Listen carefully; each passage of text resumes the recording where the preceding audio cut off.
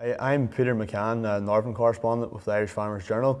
We're at the Northern Ireland Dairy Conference here in Portadown in County Armagh today, focused on planning for a future in the dairy industry in Northern Ireland. I'm joined by one of the speakers. Ian McCluggage is head of Dairy, Pigs, Poultry, Development Branch at CAFRE, the advisory body in Northern Ireland. Ian, I suppose the dairy industry in the north has changed a lot in the last 20 years. What are the main drivers for that change?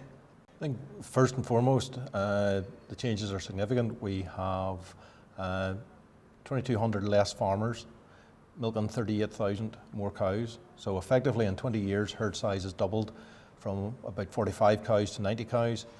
And the main driver has been the large increase in the volume of milk produced. Over 700 million more litres of milk produced today than what there was in 1997 because of the availability of milk quota. Northern Ireland had access to quota from the rest of the UK, and we increased the quota held in Northern Ireland by 50% since quotas were first introduced.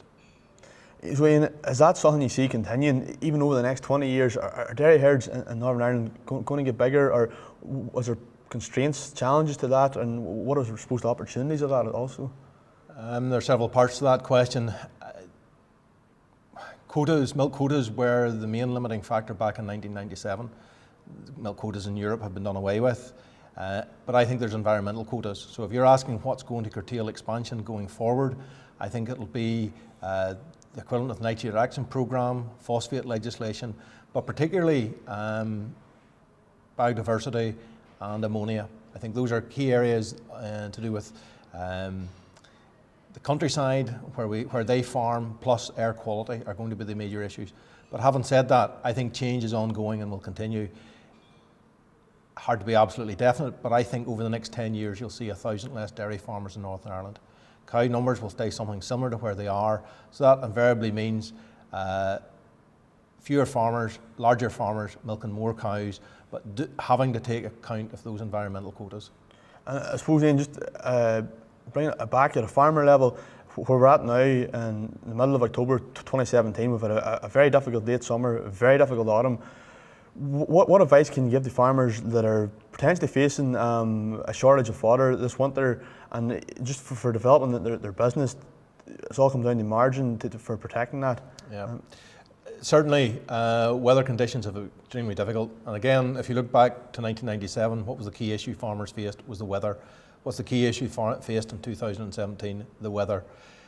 At this moment in time, farmers have got to immediately do a fodder budget. So what stock's on the farm and how much silage is on the farm? Is there a shortfall, and what am I going to do about it? I think there will be tough decisions. Milk price is going to be over 30 pence a litre, so there was a real time of encouragement there probably to repay some of the debt that had been accrued over the last couple of years.